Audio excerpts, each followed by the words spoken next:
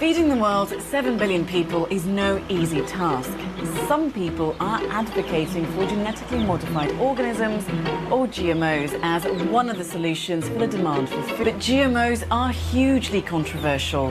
There aren't just different rules for different types of GMOs, different rules are also in place for the food that humans eat and for animal feed. Proponents of GMOs argue the main benefit is higher productivity. Then resistance to pests, rodents and disease, which they say in turn reduces the need for pesticides. GMOs, they say, could also increase the capacity of plants to deal with harsh weather. Opponents argue GMOs present unknown perils to humans, animals and biodiversity. They say vital agricultural pollinators such as bees or butterflies are threatened.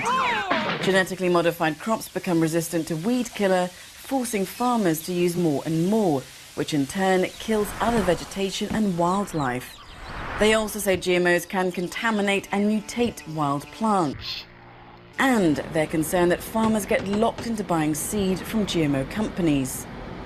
Europe allows GMOs, but currently less than 1% of its arable land is being used for their cultivation, and that too only in 5 countries: Spain, Portugal, Slovakia, Romania and the Czech Republic.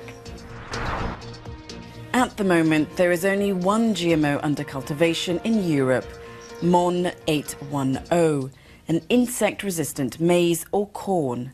However, 40 GMO-based products are being imported, like soya used for animal feed. Every GMO product must be clearly labelled, except when its GMO content falls beneath 0.9%. The last decade has seen a lot of argument and division between member states over the rules covering the cultivation of GMOs. But the EU has now agreed on a new way forward.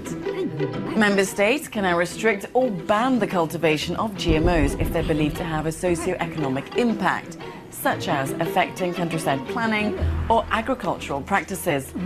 If EU members elect for GMOs, they can then decide whether to grow GM and non-GM crops side by side and determine the distances between them. Currently, they vary from 500 to 600 metres. Separately, discussions are underway on whether member states can restrict or ban entirely the sale and use of GMO food and feeds on their territory. Amongst the issues at stake, the free movement of goods across internal borders.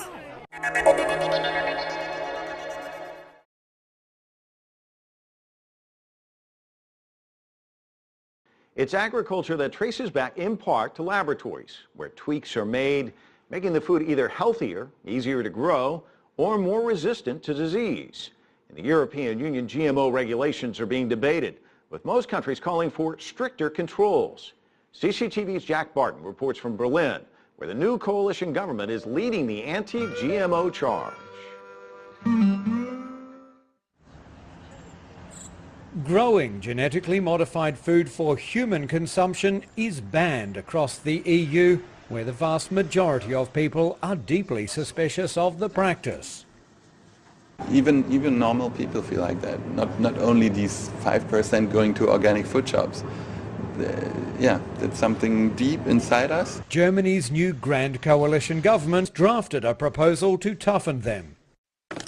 The new rules would require clear labelling on all meat that came from animals which had been fed on genetically modified plants. Critics warn that could be a big turn-off to consumers, while green groups say that's exactly the point. That is a strong signal to the companies that they don't have any chance to sell their GMOs in Germany. But the proposed labelling law would need approval in Brussels. There has to be a debate because, of course, there are advantages, there are benefits from GM food. With up to 80% of Germans reportedly opposed to genetically modified foods, no one expects that debate to begin anytime soon, or for Berlin to allow the EU to end its zero-tolerance policy on growing genetically modified food destined for supermarket shelves.